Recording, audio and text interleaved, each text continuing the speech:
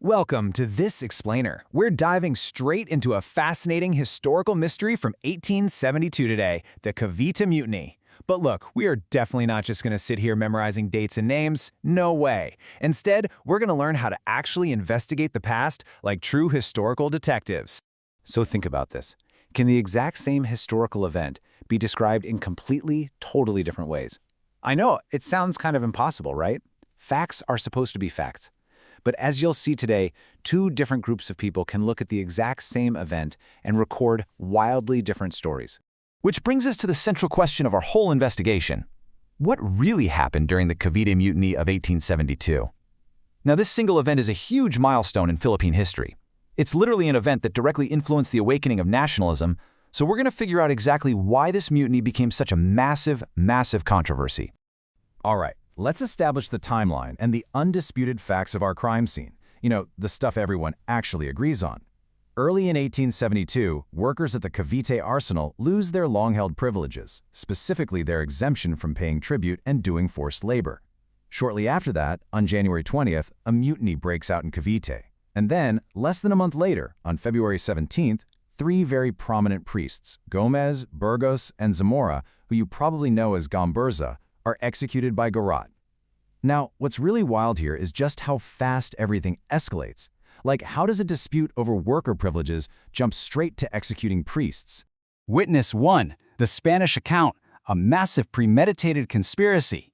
Let's bring our first witnesses to the stand, Spanish historian José Monterrey y Vidal and Governor General Rafael Izquierdo, and hear their side of the story.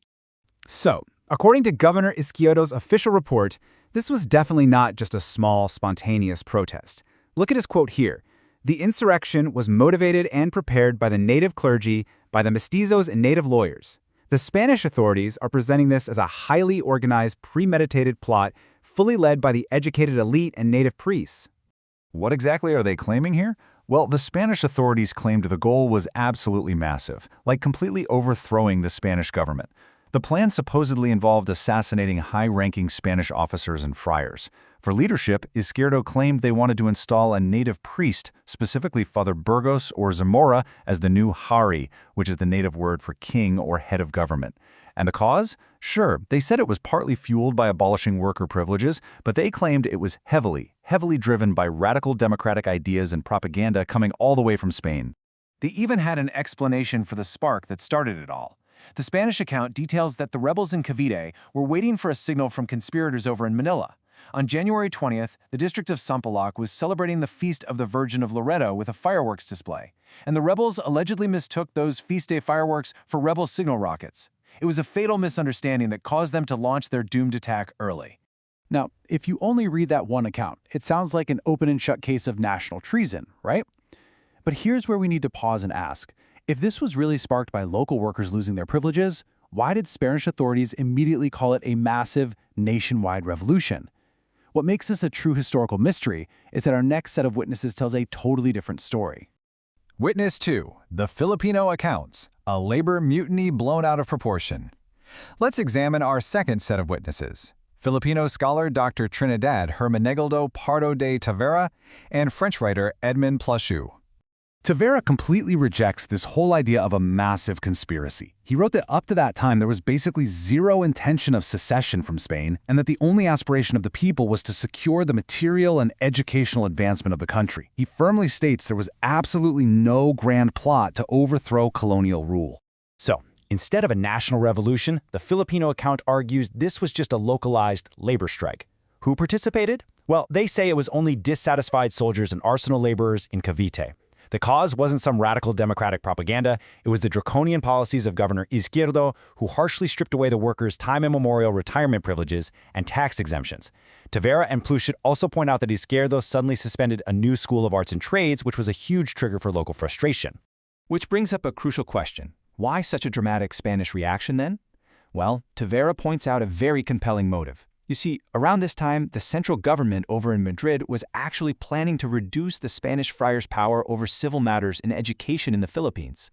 So the friars desperately needed a way to prove they were still absolutely essential for maintaining order.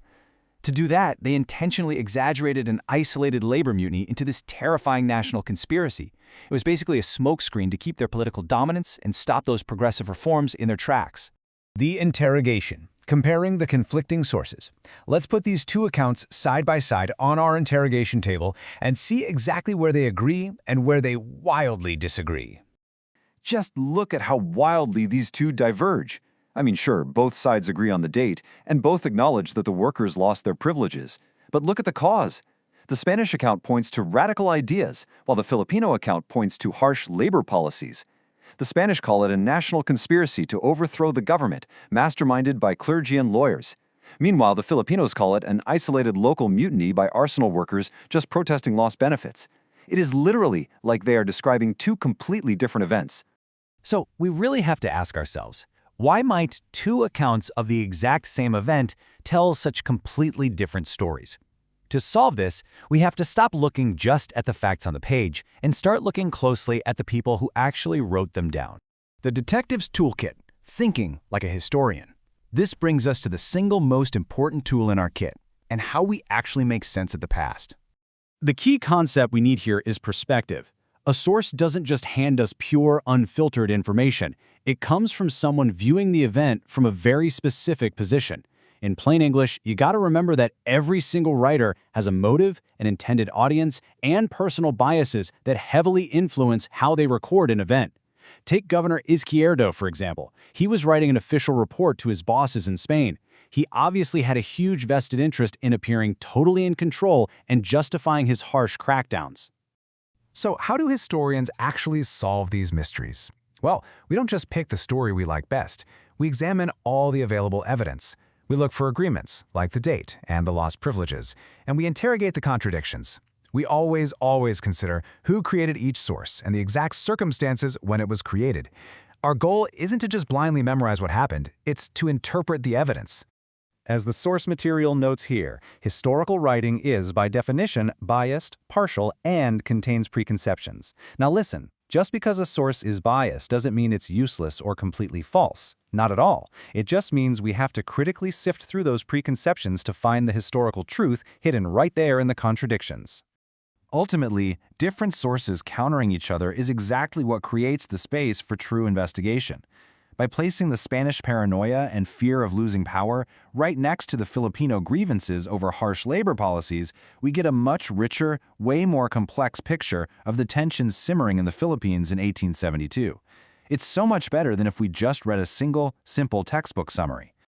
The Cavite Mutiny shows us that history isn't just a boring list of absolute facts. It's an ongoing investigation. So, as we wrap up this explainer, I'm leaving the final judgment in your hands. Based on the evidence we've uncovered today, after examining all the clues and weighing the different perspectives, what do you think really happened during the Cavite Mutiny of 1872? Keep analyzing, keep questioning, and I'll see you next time.